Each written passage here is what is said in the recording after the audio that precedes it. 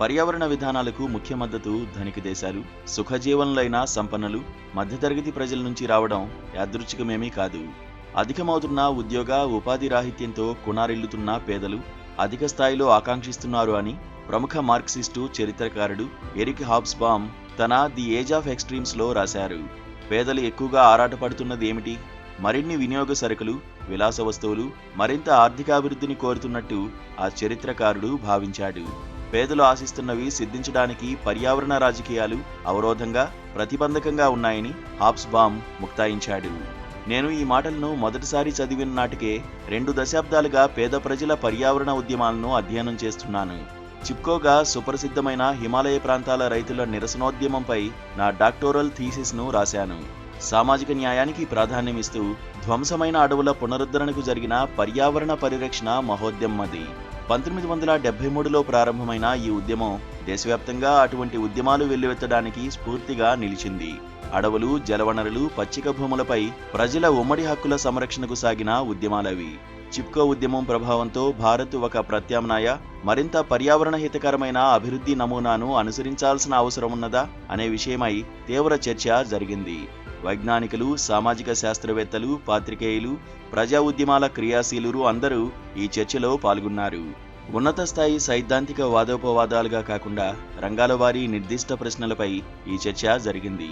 అడవులపై రాజ్య వ్యవస్థ యాజమాన్య నమూనా కంటే స్థానిక జన సముదాయాల ఉమ్మడి నియంత్రణ శ్రేయోదాయక, సామాజిక న్యాయసమ్మతమైన ఫలితాలను ఇస్తుందా? హైవేలు, డ్యాములు మొదలైన మౌలిక సదుపాయాల అభివృద్ధి ప్రాజెక్టుల ఫలితంగా నిర్వాసితులైన రైతులు, గిరిజనులకు ఆర్థిక నష్టపరిహారం చెల్లిస్తే సరిపోతుందా? లేక వారికి ప్రత్యామ్నాయ జీవనాధారాలు, ఉపాధి ఉద్యోగాలను సమకూర్చాలా? పట్టణీకర ప్రక్రియలు గ్రామీణ ప్రాంతాల వనరులను నగరాలు మితిమీరిన స్థాయిలో ఉపయోగించుకునేందుకు దారితీస్తున్నాయా? వన్యప్రాణుల సంరక్షణ కార్యక్రమాలు, పులుల, ఏనుగుల జనాభాను కాపాడడానికే ప్రాధాన్యమిస్తూ మాగాణి భూములు, తుప్పలు, పొదలను, ప్రమాదంలో పడిన సహజావాసాలను పరిరక్షించడాన్ని ఉపేక్షిస్తున్నాయా?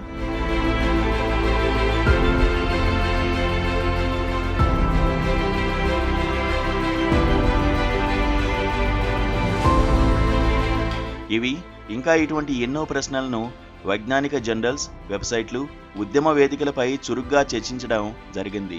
అయితే ఇదే సమయంలో భారత్ పేద దేశమని, పర్యావరణాన్ని హరితంగా ఉంచుకోగలగడం సాధ్యం కాని విషయమని, అది అభిలషణీయం కూడా కాదు అన్న అభిప్రాయం ఒకటి మన అధికార, ప్రభావశీల వర్గాల్లో బలంగా ఉంది. భారతదేశ విద్యావంతుల మాటామంతిలో గాని, సామాన్యుల పిచ్చాపాటిలో గాని పర్యావరణ విషయాలు ఏవైనా ప్రస్తావనకు వస్తే అవి వాతావరణ మార్పుకు సంబంధించినవి మాత్రమే అవుతాయి. ఇక్కడ సైతం వాతావరణ మార్పు పర్యవసానాల తీవ్రతను యథాలాపంగా త్రోసిపుచ్చడం జరుగుతుంది. మనం శిలాజ ఇంధనాలపై ఆధారపడ్డాన్ని తగ్గించుకోవాలని, పూర్తిగా స్వచ్ఛ ఇంధన వినియోగానికి త్వరితగతిన పరివర్తన చెందాలని పాశ్చాత్య సంపన్న దేశాలు మనకు ఉపదేశాలు చేయడాన్ని తీవ్రంగా ప్రశ్నించడం జరుగుతోంది. వర్తమాన భారతదేశం ఎదుర్కొంటున్న పర్యావరణ సవాళ్లలో వాతావరణ మార్పు ఒకటి మాత్రమే. బహుశా అది అంత ప్రధానమైనది కూడా కాదు. ఢిల్లీ, ఇతర ఉత్తర భారతావని నగరాల్లోని వాయు కాలుష్యం స్థాయి ప్రపంచంలో మరెక్కడికంటే అధికంగా ఉంటోంది. మన మాతృభూమిని పావనం చేస్తున్న నదుల్లో చాలా భాగం జైవికంగా మరణించినవే. వాటిలో పారుతున్న నీరు నిర్మలమైనది కాదు. మనుషులు గాని, పశువులు గాని ఆ నీటిని తాగలేకున్నాయి. భూగర్భ జలాలు అంతకంతకు ఇంకిపోతున్నాయి. భారతదేశ ధాన్యాగారంగా ప్రసిద్ధి పొందిన పంజాబ్లో కూడా భూగర్భ జలాలు ఆందోళనకరంగా అడుగంటిపోయాయి. పంట భూముల్లో రసాయన కాలుష్యం పరిమితులను మించిపోతోంది. సహజ అరణ్యాలను పరసీమల కలుపు మొక్కలు ఆక్రమిస్తున్నాయి. ఫలితంగా జీవ వైవిధ్యం నానాటికి తరిగిపోతోంది.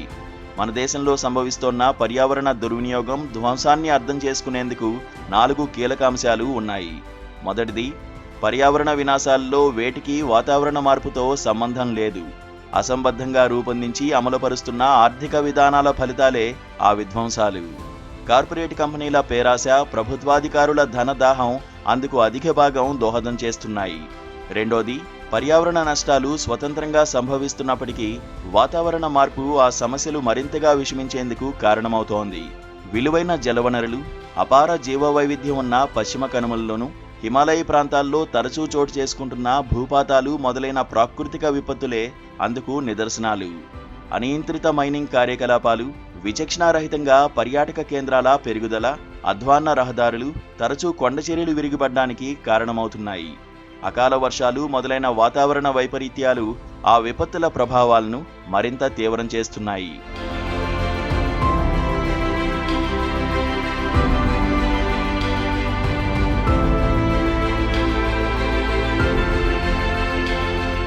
మూడోది కాలుష్యం, పర్యావరణ ధ్వంసం కారణంగా కష్ట నష్టాలను ప్రధానంగా ఎదుర్కొంటున్నది పేద ప్రజలే. ఢిల్లీలో కులీన వర్గాల వారు హైటెక్ ఎయిర్ ప్యూరిఫైయర్స్తో వాయు కాలుష్యం నుంచి తమను తాము కాపాడుకుంటుండగా విషవాయువును పీల్చి అనారోగ్యం పాలవుతున్నది మురికివాడల వాసులే. ఓపెన్ కాస్ట్ మైనింగ్తో గనుల పొరుగున ఉన్న పంట భూములు చౌడుపట్టిపోతున్నాయి. సంపన్నులు రక్షిత మంచినీటిని సమకూర్చుకుంటుండగా పేదలకు కలుషితమైన నదీ జలాలు, చెరువులు, బావుల్లో నీరు మాత్రమే అగత్యమవుతోంది.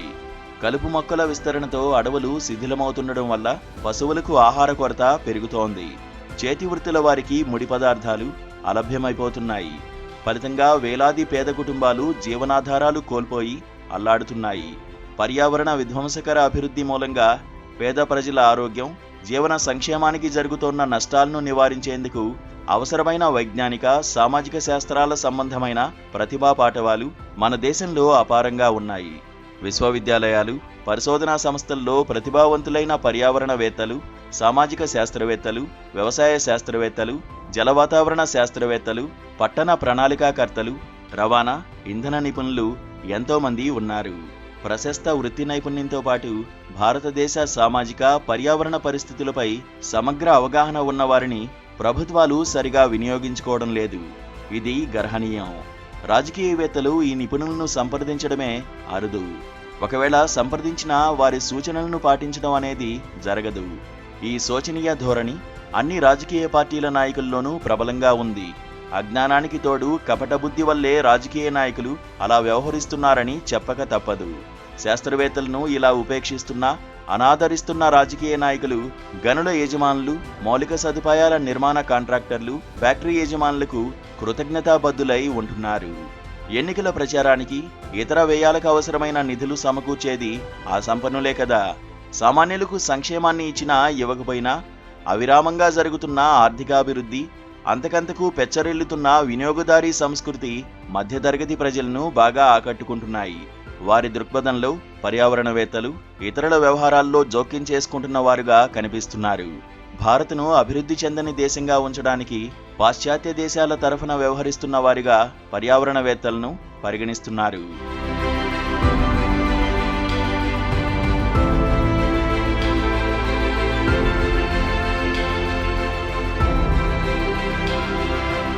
వైజ్ఞానిక ప్రతిభా పాఠవాలను రాజకీయవేత్తలు, ప్రభుత్వ ఉన్నతాధికారులు ఉద్దేశపూర్వకంగా ఎలా ఉపేక్షిస్తున్నది పర్యావరణం, అభివృద్ధి అన్న అంశంపై సుప్రసిద్ధ journal economic and political weekly ఇటీవల వెలువరించిన ఒక ప్రత్యేక సంచికలో ప్రముఖ నిపుణులు రాసిన వ్యాసాలు విశదం చేశాయి. దేశ పర్యావరణం, లక్షలాది పేద కుటుంబాల జీవనాధారాల భద్రతను అధికార వర్గాలు పూర్తిగా నిర్లక్ష్యం చేస్తున్నాయని ఆ ప్రత్యేక సంచిక ఎడిటర్లు శరత్ చంద్ర లేలే, గీతాంజలి సాహు నిరసించారు. సమీప భవిష్యత్తులో మన దేశంలో పర్యావరణ సంక్షోభాలు అనివార్యంగా తీవ్రమవుతాయి. వాటి ప్రతికూల పర్యవసానాలు పేద ప్రజల ఆరోగ్యం, జీవనాధారాలపై విషమ ప్రభావాన్ని తప్పక చూపుతాయి. బహుశా చారిత్రక దురభిప్రాయాలు, అపోహల భారం లేని వివేచనాశీలురు అయిన యువ భారతీయులు అంతిమంగా తమ మేధో, కార్యాచరణ సామర్థ్యాలను సమీకరించుకుని అర్ధ శతాబ్ది క్రితం పర్యావరణ సుస్థిరతకు చిప్కో ఉద్యమ నిర్మాతలు సాహసోపేతంగా నిర్దేశించిన బాటలో తమ దేశాన్ని ముందుకు తీసుకువెళ్తారు. అభివృద్ధిని సామాజిక న్యాయంతో సమ్మిళితం చేసేందుకు ప్రయత్నించిన మార్గమది.